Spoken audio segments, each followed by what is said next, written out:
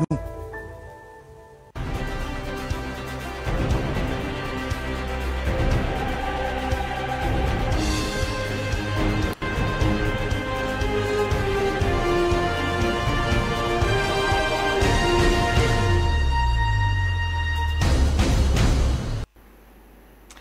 Mesdames, bonsoir. Monsieur, bonsoir. Bienvenue sur Afrique Média.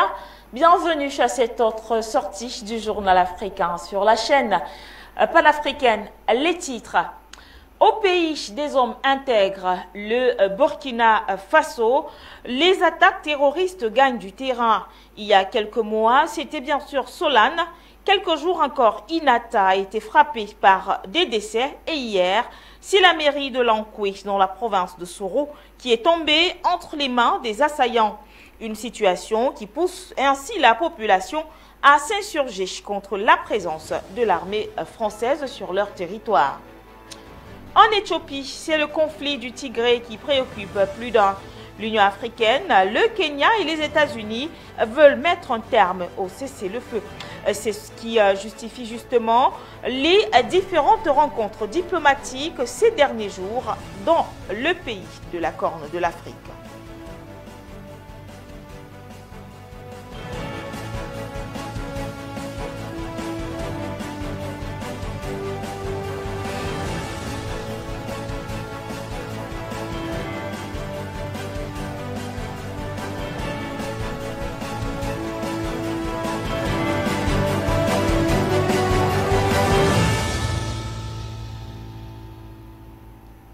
Mesdames, Messieurs, une fois de plus, bonsoir et bienvenue à cette édition du journal. Démarrons justement ce journal africain avec l'actualité qui bat donc son plein depuis quelques jours. Nous parlons justement des attaques terroristes, notamment dans la zone sahélienne, et parler justement du retrait de la force Barkhane. Il se trouve donc que les chefs d'état-major des pays membres de la CEDEAO se concertent donc, ou du moins se sont concertés en Côte d'Ivoire, sur le retrait progressif justement des forces françaises de Barkhane au Sahel. La 41e réunion du comité des chefs d'état-major de la CEDEAO s'est donc déroulée à Abidjan. C'était du 17 novembre dernier jusqu'à ce vendredi 19 novembre. Parmi donc les sujets abordés jusque-là figurait justement le retrait progressif de la force Barkhane du Sahel. Le chef de la défense ivoirienne a souligné que face aux menaces multiformes, hybrides et transnationales auxquelles la sous-région est confrontée, elle n'a d'autre choix que d'agir ensemble avec cette force. À en croire donc le ministre de la Défense, il a fait croire que tous doivent mettre l'accent sur la recherche de solutions réalistes et adaptées à l'environnement qui s'y est. Les chefs d'état-major ont également exprimé leur inquiétude sur le risque d'expansion des activités des groupes terroristes actifs au Mali, au Burkina Faso et au Niger, vers les pays côtiers du Golfe de Guinée. Monoko Touali est en notre compagnie une fois de plus ce soir. Avec vous, justement, nous allons essayer de comprendre justement le résumé, j'ai envie de dire, de ce conclave qui s'est donc tenu à Abidjan du 17 jusqu'à ce vendredi 19 novembre. Il se trouve justement que les chefs d'état-major des pays membres de la CEDEAO se sont réunis pour essayer de trouver quand même des solutions. Et il y a une qui ressort, c'est que tous doivent se mettre ensemble pour contrer justement cet ennemi. Sauf qu'au niveau de la CEDEAO, il y a des divergences. Oui, justement, parce qu'il faut déjà dire que ça fait 3 jours, comme vous l'avez si bien annoncé, que les chefs d'état-major des pays se penchent aujourd'hui sur l'équation de la présence ou du déménagement de la force Barkhane. Vous savez déjà, ils vont partir du Mali vers ce pays, l'autre pays voisin du Mali. À ce niveau, précisément, il y a l'inquiétude qu'a exprimé d'une façon direct ou indirect, les pays qui sont donc concernés et aussi les pays voisins dont la Côte d'Ivoire et les autres.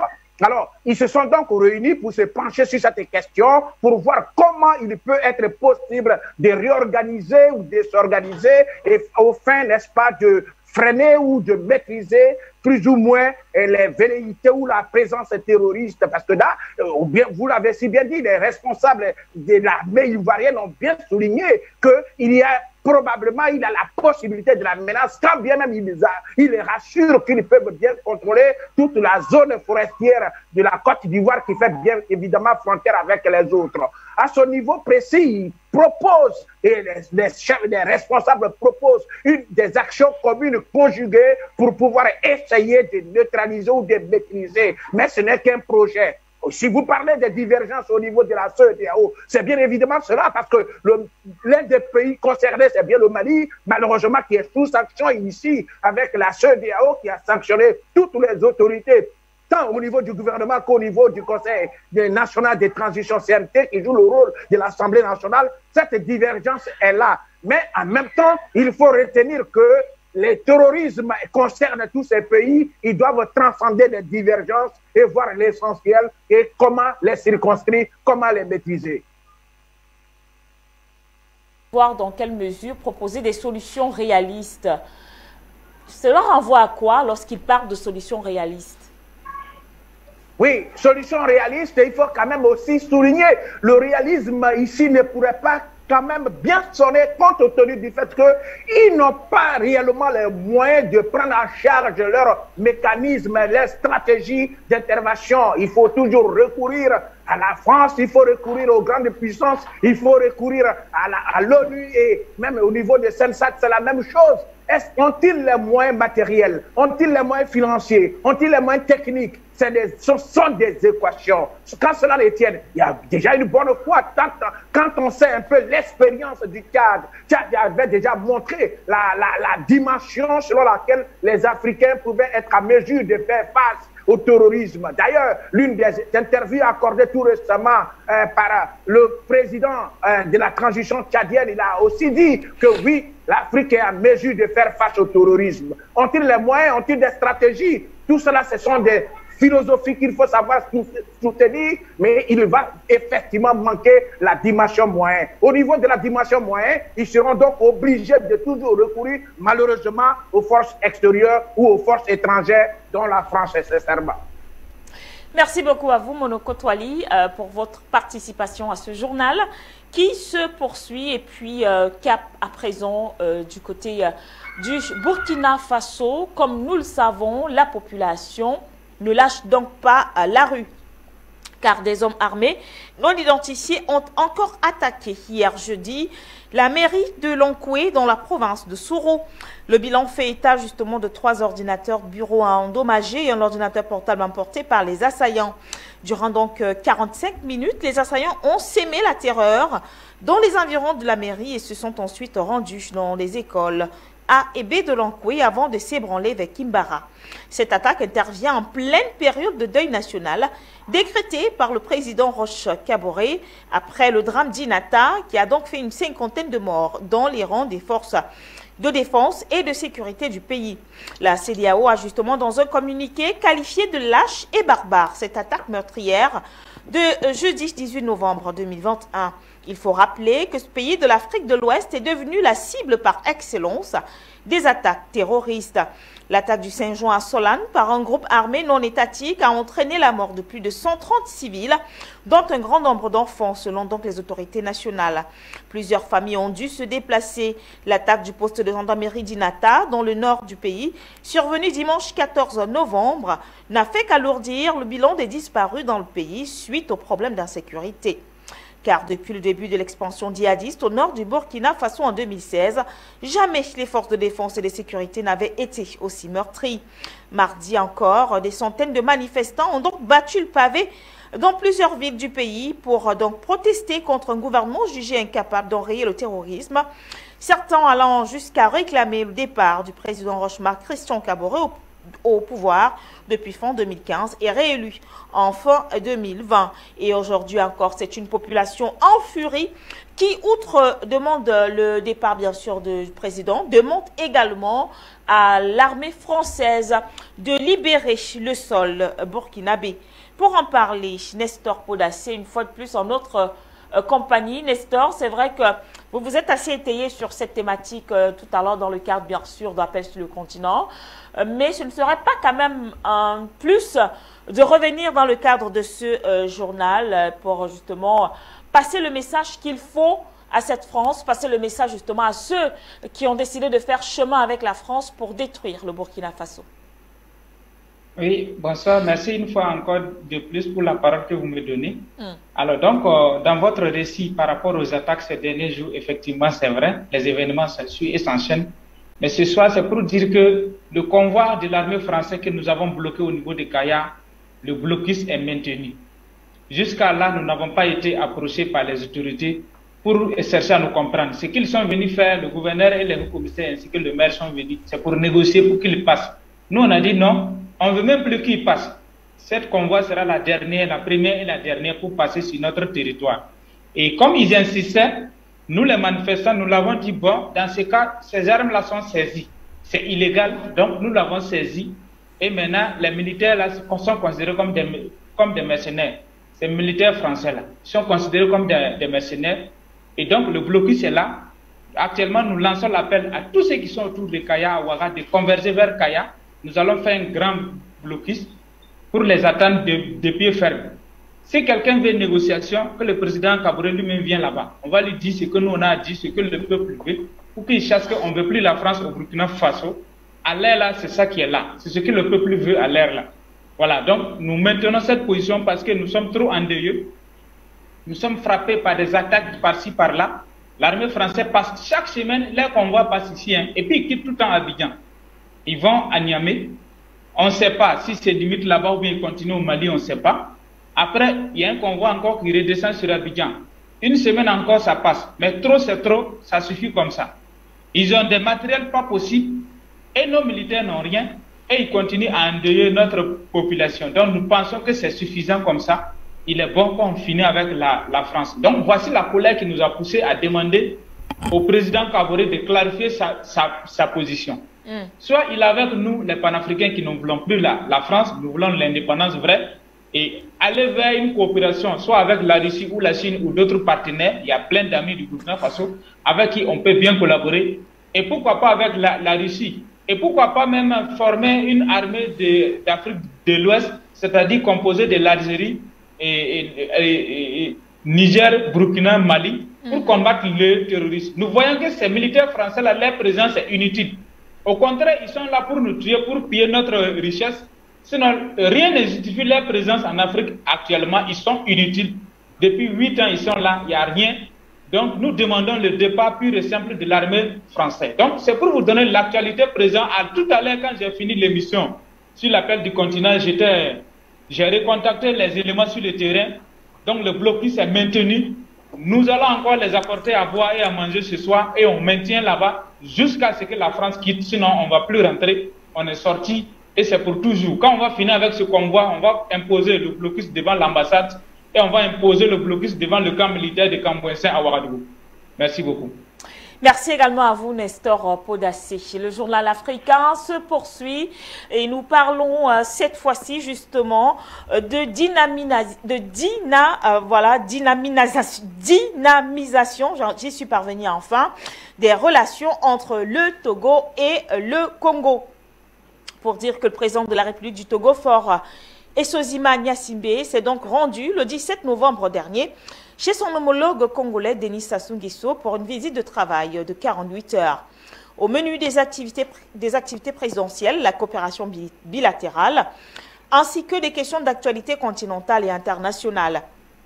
Cette rencontre matérialise ainsi la volonté des deux chefs d'État de dynamiser leur coopération. C'est ce qu'a d'ailleurs écrit la présidence congolaise. Elle a ajouté que les discussions entre les deux hommes leur ont permis d'avoir des échanges de vues approfondis sur des sujets d'intérêt commun qui ont porté sur les questions bilatérales, régionales et multilatérales. Les deux chefs d'État ont également abordé la crise en Libye. Ils ont salué les conclusions de la conférence internationale tenue le 12 novembre dernier à Paris en France et ont ensuite évoqué les stratégies communes de la lutte sanitaire contre la Covid-19 en Afrique. Concernant la Libye, le Forum mondial de Paris s'est attardé sur le processus, processus de présidentiel prévu donc pour le 24 décembre prochain. Car même si la date de l'élection a été fixée, l'on craint qu'elle ne soit pas respectée. Mais aussi un chaos politique et sécuritaire. Le Togo et le Congo, liés par des accords de partenariat, entretiennent d'excellentes relations dans divers domaines. Et nous sommes à présent en Éthiopie. Nous l'annoncions justement en titre, la situation conflictuelle qui bat son plein du côté du Tigré intéresse donc plus d'un, notamment sur la scène politique africaine et internationale. Cette fois-ci, c'est l'Union africaine et le Kenya qui tentent donc de trouver une solution face à ce conflit au Tigré. À cet effet, Olusegun Obasanjo s'est donc rendu dans le pays en début de mois afin de négocier un cessez-le-feu entre le gouvernement et le Front populaire de libération du Tigré. Le Kenya est également impliqué dans cette tentative de mettre fin au conflit. Le président Uhuru Kenyatta s'est également rendu sur place pour donc tenter de trouver une solution politique. Ce conflit du Tigré qui a débuté il y a 2 ans, en 2019. La semaine dernière, justement, le gouvernement et le Front populaire de libération du Tigré ont donné leurs conditions pour mettre en place des pourparlers. Les deux camps ont rejeté les demandes de leurs opposants. Dans le même sillage, justement, le vice-premier ministre éthiopien, Demeke Mekonnen, a donc rencontré ce 19 novembre l'envoyé spécial américain pour la Corne de l'Afrique, Jeffrey Friedman, pour discuter de la situation actuelle concernant l'extension du conflit dans le nord de l'Éthiopie. Mekonnen, qui est également ministre éthiopien des Affaires étrangères, a donc déclaré que les forces fidèles au Front populaire de libération du Tigré avaient continué de commettre des atrocités dans les régions d'Afar et Amara, causant des dommages humanitaires et économiques massifs. Le vice-premier ministre a donc appelé les États-Unis à contraindre le TPLF à retirer justement ses forces des 2 régions, déclarant que les vols humanitaires seront autorisés à Lalibela et Kombolcha, des zones tenues par des rebelles dans la région d'Amara. Gamalabina est en notre compagnie avec vous. Nous allons essayer de comprendre véritablement ce qui se cache derrière ce conflit du Tigré et surtout, en deuxième partie, espérer peut-être que les pourparlers qui verront peut-être le jour entre les 2 camps puissent tout simplement mettre un terme à ce conflit au Tigré. Bonsoir. Oui, bonsoir. Déjà pour commencer, il y a une petite faute, c'est 1 an de conflit, ça a commencé le 4 novembre 2020, petite erreur, ça arrive. Alors très simplement pour éclairer la situation, actuellement il y a des valses diplomatiques dans le but de trouver un terrain d'entente entre les rebelles qui restent quand même dirigés par un dictateur, il faut le rappeler, et le premier ministre éthiopien qui lui est quelqu'un d'élu et qui était en plus, rappelons-le aussi, prix Nobel de la paix. Et quel prix Nobel? Il faut rappeler quand même qu'on parle d'un homme, Abiy Ahmed, qui a obtenu un prix Nobel parce qu'il a obtenu la fin d'un conflit qui durait depuis des années. C'est pas un petit conflit, c'est un conflit qui a duré des décennies quasiment, entre l'extrême nord de l'Éthiopie et l'Érythrée donc et l'Éthiopie. Donc c'est un conflit qui n'en finissait pas et lui en arrivant en commande, non seulement il va sur le terrain des négociations, il trouve un terrain d'entente sur les questions de partage des richesses, mais surtout d'une ouverture du pays vers la mer. Et puis surtout, il apporte une paix longue, durable et ferme entre 2 oppositions qui étaient extrêmement violentes. Aujourd'hui, on se rend compte que les États-Unis sont partie prenante dans ce conflit du Tigré. Ils l'ont prouvé par une conférence qui a été tenue il y a 2 semaines à Washington, au cours de laquelle ils ont essayé de réunir quelques groupuscules avec cette fameuse force tigréenne qui a perdu le pouvoir avec la perte de monsieur, les Tigrés, c'est en gros, c'est 6% de la population, mais ils ont perdu le pouvoir avec la perte de l'ancien Premier ministre Zenawi. Donc, ce conflit tigréen qui aurait dû être réglé au bout de quelques semaines, voire quelques mois, et qui s'était d'ailleurs assez rapidement réglé au démarrage du conflit l'année dernière, s'est trouvé changé complètement, a été rebasculé en défaveur du pouvoir central de la fédération éthiopienne. Et on se pose la question du pourquoi et du comment. Alors le pourquoi, parce qu'évidemment les États-Unis, qui se voient d'un très mauvais œil l'alliance entre l'Éthiopie, la Chine, la Russie et la Turquie aujourd'hui, considèrent qu'on ne peut pas accepter que ce président, qui est un faiseur de paix, puisse amener le calme dans la région, qui est une région, rappelons-le quand même, en guerre. On parle du Soudan, nord-sud, qui était en guerre très longtemps. On parle évidemment, ils sont enfermés entre 2 pays, la Somalie, qui est en guerre chronique depuis 30 ans, et que ces pays-là étaient à l'époque sous l'influence soviétique. Donc il y a un renouveau de cette fameuse guerre froide, et malheureusement, l'Éthiopie en fait les frais aujourd'hui. Abiy Ahmed est un personnage qui est intéressant dans la mesure où il a essayé d'amener la paix rapidement pour développer son pays. Il a donc tenté de faire ce fameux grand barrage de la Renaissance, et tout était dit dans ce nom, parce que l'Éthiopie est le seul pays africain qui n'a jamais été colonisé, et pour cause, premier pays africain qui était chrétien, première nation chrétienne africaine, le pays qui a vu la guerre d'Abyssinie remportée par les Éthiopiens malgré tout, le pays qui était le premier à vaincre une puissance coloniale italienne au siècle d'avant, à la fin du XIXe siècle. Bref, c'est un pays qui est riche en couleurs, riche en ressources, riche en puissance, riche en culture, et qui pose problème parce qu'il a décidé de se positionner pas nécessairement contre le bloc occidental, mais plutôt avec de nouveaux alliés pour se développer. L'Éthiopie est essentiellement équipée d'armements russes, ex-soviétiques, et l'Éthiopie, qui était aussi un faiseur de paix, rappelons-le, devient un pays qui pose problème pour les États-Unis et pour ses alliés. Et donc, comment déstabiliser le pays? On passe par le Soudan. Parce qu'il y a le conflit des fameuses guerres de l'eau qui commencent à émerger, à savoir que ce haut barrage qui devait être construit en amont du Nil bleu et du Nil blanc, évidemment, enfin surtout pour le coup le Nil blanc, ce haut barrage de la Renaissance allait réduire de façon considérable le débit du Nil, et c'était une négociation qui devait être conduite entre l'Égypte, le Soudan, nord et sud, et l'Éthiopie. Et il se trouve que s'il y a maintenant une guerre et une instabilité en Éthiopie, il n'y aura pas besoin de négocier et certainement pas voir il n'y a plus de crainte de voir la naissance de ce fameux barrage.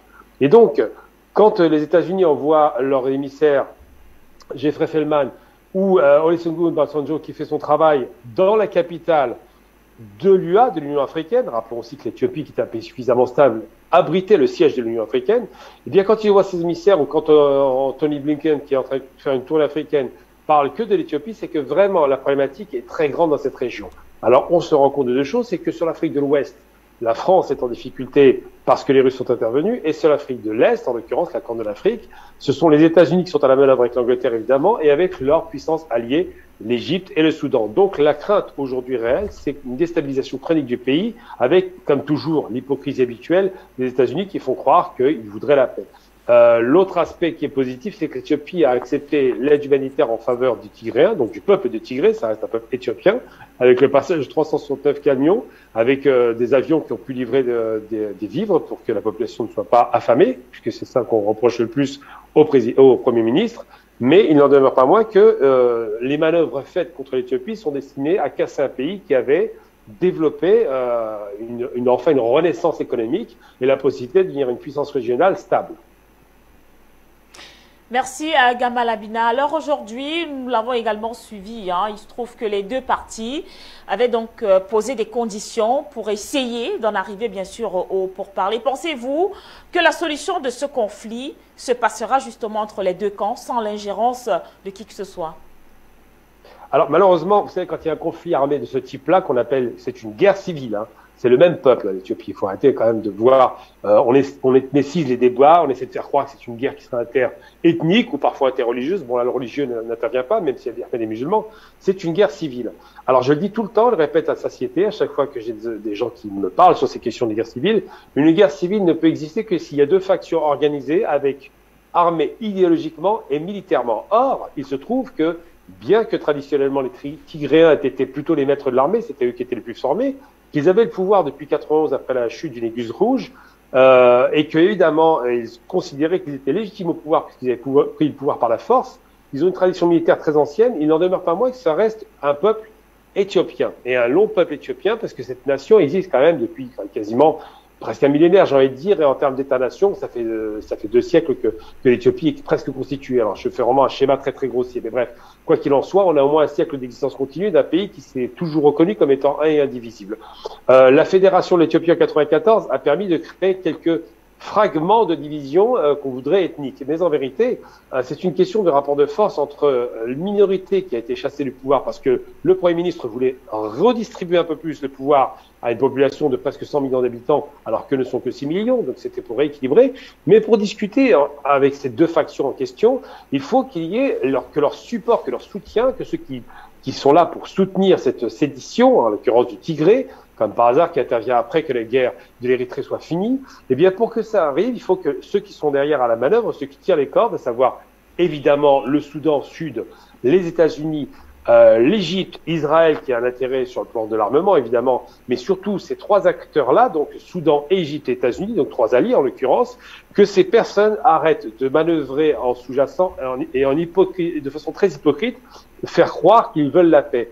L'instabilité de cette région ne peut arriver que parce qu'on arme l'armée tigréenne. Si on étouffe l'armement tigréen, il s'épuise et après il négocie. Donc pour que ça puisse arriver effectivement, il faut que les Tigréens ne soient plus soutenus militairement et que les États-Unis qui les soutiennent leur demandent de négocier. Et c'est hypocritement, évidemment, comme je dis toujours, une posture de faiseur de paix d'un côté, mais qui est arme de l'autre. Donc oui, il pourrait y avoir une négociation directe entre les deux belligérants, à savoir le Premier ministre élu et démocratiquement élu prix Nobel de la paix, et puis les gens insurgés qui, il faut le rappeler, c'est très important de le rappeler, ont assassiné au début de ce mouvement-là 600 personnes. C'était gratuit comme massacre, et là on n'en parlait pas. Donc effectivement, il peut y avoir une négociation entre les deux parties, à condition que les soutiens des Tigréens soient disposés à négocier. Et pour que cette négociation se fasse, il faut que le principal soutien en vérité du Premier ministre, je parle évidemment des Chinois qui ont des intérêts considérables dans la région, et des Russes aussi, puissent faire la balance pour faire en sorte qu'il y ait une pression et qu'on obtienne effectivement une table de négociation, mais cette fois-ci avec une paix honorable. Aujourd'hui, c'est possible parce que on avait annoncé la chute d'Addis Abeba. Cette chute n'est évidemment pas intervenue. La propagande avait travaillé à plein. Aujourd'hui, on est en négociation. Ça signifie que l'Éthiopie a pu démontrer les capacités à se défendre et à résister face à une offensive qui est co-organisée par le Soudan et les États-Unis.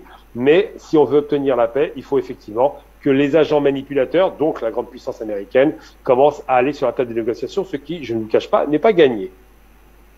Merci beaucoup à vous, Gamal Abina, et merci pour le petit rectificatif. Ce conflit, justement, qui a débuté effectivement en novembre 2020.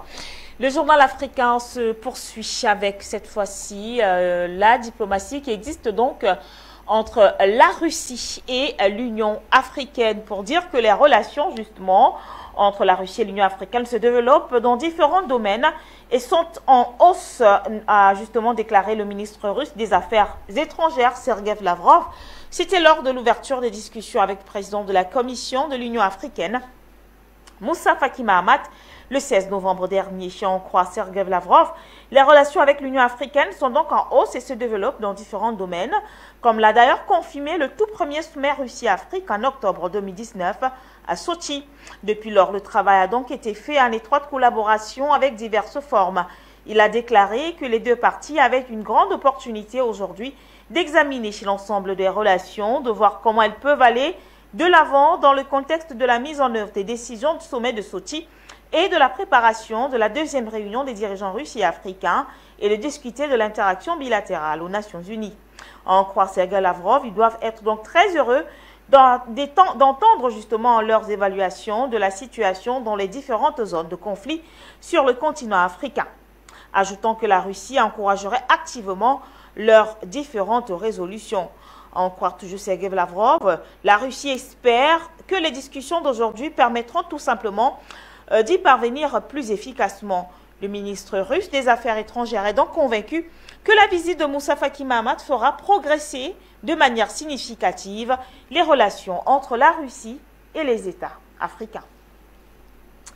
Nous sommes au Burundi à présent où se tient justement un grand forum sur le développement et sous le thème justement faire du Burundi un pays émergent d'ici 2040.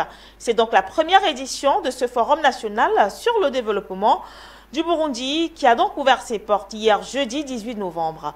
Dans son message, le chef de l'État, Évariste Ndayishimiye, a signalé que ce grand rendez-vous se tient après une année de diagnostic du Burundi. Il a mentionné aussi l'engagement des partenaires techniques et financiers et d'annoncer d'ailleurs que ce forum est un prélude d'une mini-table ronde avec les partenaires techniques et financiers.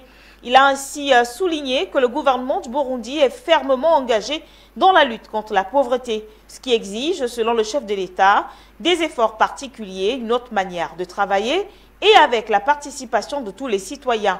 Et face aux défis budgétaires, il se dit tout simplement convaincu que le partenariat public-privé peut être une solution efficace. Et c'est sur ce que nous refermons cette édition du journal, chers téléspectateurs. Vous avez été très nombreux depuis lundi dernier à nous suivre durant bien sûr durant bien sûr ces différentes éditions de Journal africain. Merci de votre fidélité. Vous le savez, les programmes se poursuivent sur les antennes d'Afrique Média. Excellent début de week-end.